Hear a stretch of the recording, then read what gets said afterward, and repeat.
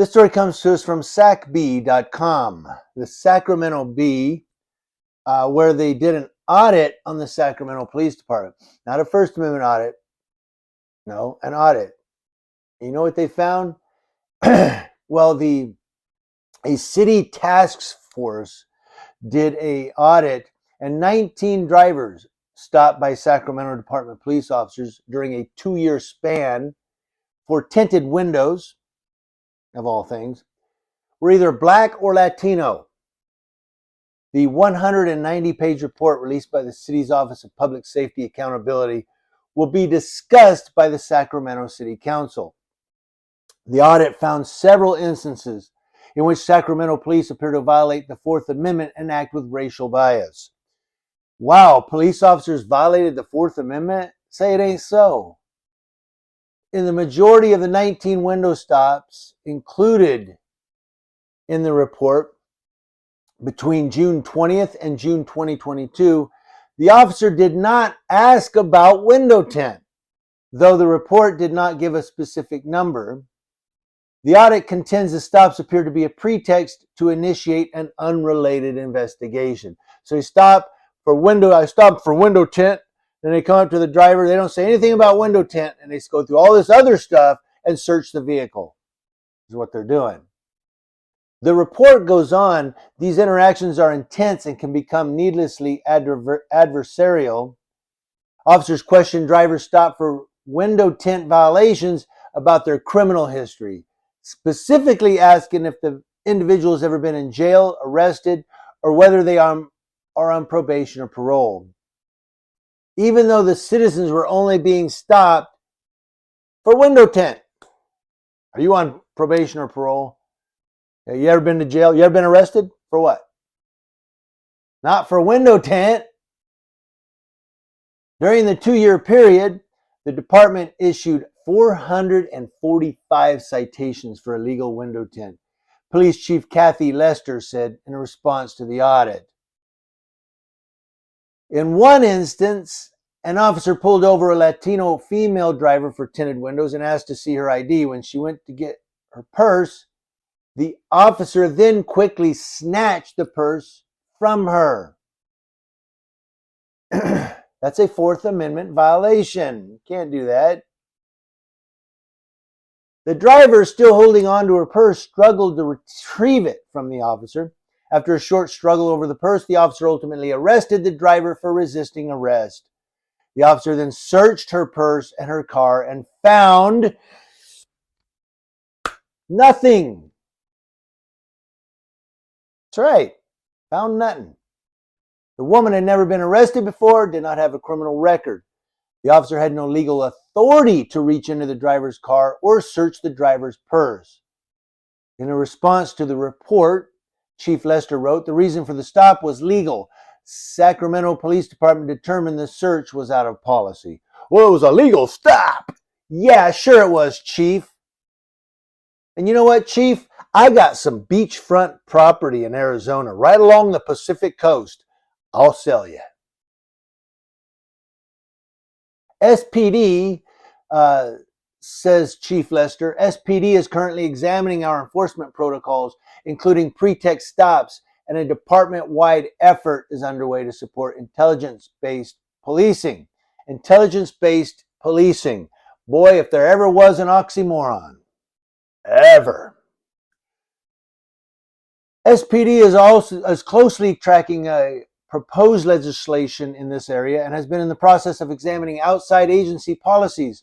SPD will review the SFPD, that's the San Francisco policy, and the Tampa Bay Police Department policy, as well as conduct additional outreach to other agencies as needed. That's exactly what you want to do. You want to reach out to other police departments and say, how do you guys police? We want to do it like you. Why don't you reach out to the citizens in the area and see what they think? Well, no, don't do that. Police officers engage in automatic pat-downs of citizens, which is against the 1968 U.S. Supreme Court Terry versus Ohio. You can't just go and just start patting people down. That's a violation of Terry v. Ohio. Gang enforcement team officers can be heard on body camera footage saying, "I pat everyone down." It's a violation of the Fourth Amendment. You can't just pat anybody down. Hey, come here, I want to pat you down. For what? Because I'm a cop. They also patted down someone as a result of a routine traffic violation, which violates the Fourth Amendment. So on a routine traffic violation, they just patted the guy down. That's a violation. What do you think? He's got a registration in his pocket that he didn't put on the car? I don't know. Officers searched or seized cell phones in violation of state and federal laws. Multiple times, officers forcibly seized cell phones from bystanders who were legally recording officers in public. You hearing me? Cop watchers getting their phones illegally seized. Had this, and Pugface Media was with me on this one, where the guy was DUI and he got tased because he ran from the cops.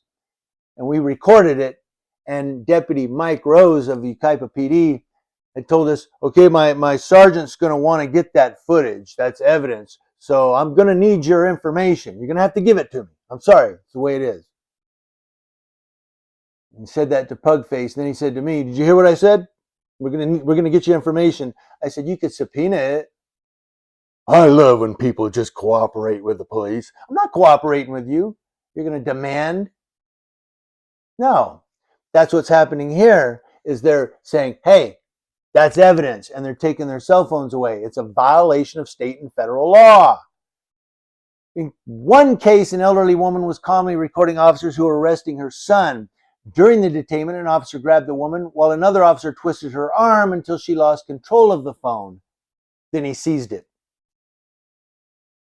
The department has no policy regarding handcuffing minors. A 10-year-old black girl was scared and crying in her pajamas after being handcuffed and reprimanded by an officer. Although the child in this case was not handcuffed for a long period of time, the incident was obviously traumatic to the child. Yeah, she's going to hate cops the rest of her life. And it says what it says. Officers routinely enter homes without warrants and conducted searches without sufficient legal authority. In some cases, officers broke down doors or physically pushed residents aside to conduct a welfare check.